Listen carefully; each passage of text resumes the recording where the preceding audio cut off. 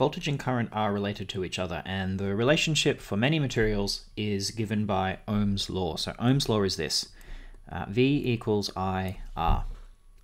This is probably the single most important equation in all of circuit theory, so you absolutely need to memorize this and know it. You're going to use this over and over and over again in this subject. So let's have a look at these terms. So V is voltage, and of course we know that that's measured in volts. I is current, which is measured in amps, and R is a new parameter. It's called resistance, which is measured in ohms, but we use the Greek letter omega as the symbol for ohms. So V equals IR. So this describes the relationship between the voltage and current in a particular material. Maybe to illustrate this, I can describe a little experiment that you could do. So you could take, let's say, a current source.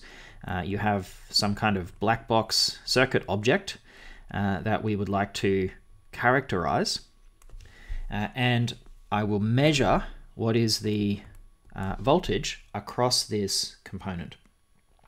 So if I was to do this experiment, I would be, say, varying my current, and I'm going to measure the voltage. Initially, with it turned off, I get 0 volts, and then as I apply a certain amount of current, then the voltage that I would measure across that component is going to go up. And so I would do this experiment, and if this material obeys Ohm's law, then I will get a straight line. So I will get here this linear behavior.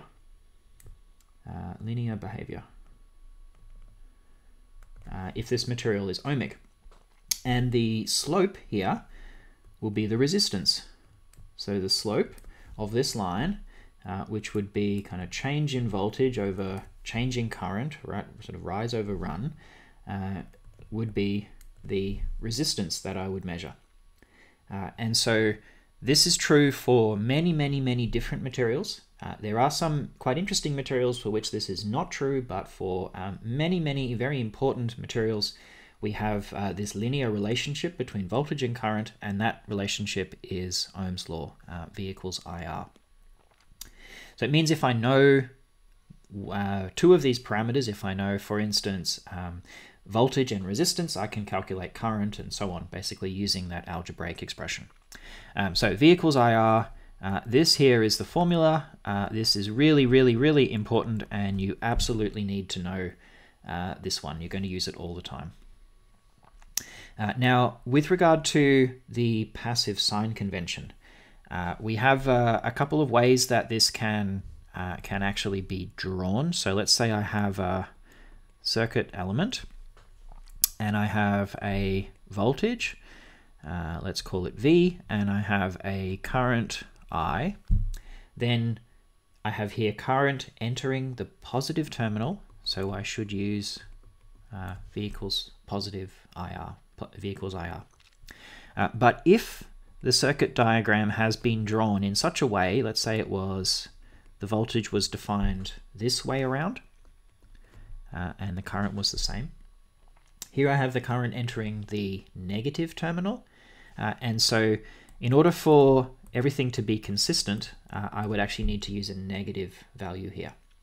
And that's basically because the way that I have chosen to label this voltage is kind of upside down.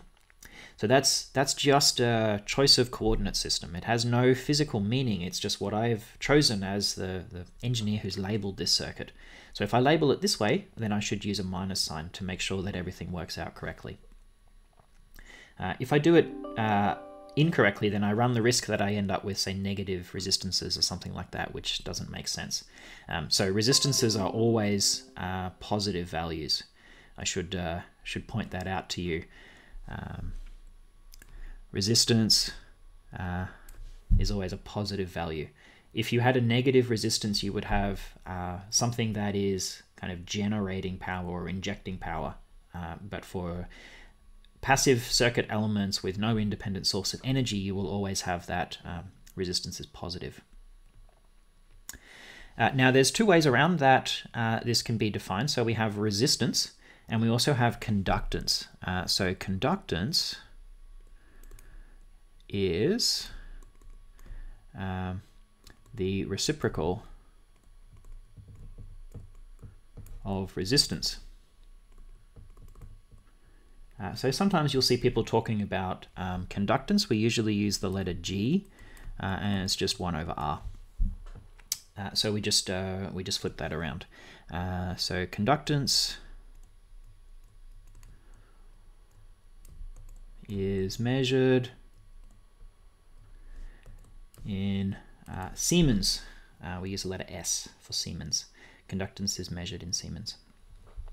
And it's just the reciprocal of resistance. So as an example, a 10 ohm resistor. So a 10 ohm resistor. A resistor is just an element which satisfies Ohm's law. So a 10 ohm resistor has a conductance of 1 over 10, 0.1 Siemens. Now, final thing is the relationship between power and resistance. So far we have learned two really important equations. We've learned that power is current times voltage, and we've learned that voltage is current times resistance. So now I can do some algebra and I can substitute the one equation into the other, and I will arrive at a few other very important equations. So for instance, I can substitute, if I take my voltage here and I substitute it in, then I will get power equals I times, and for voltage I put IR.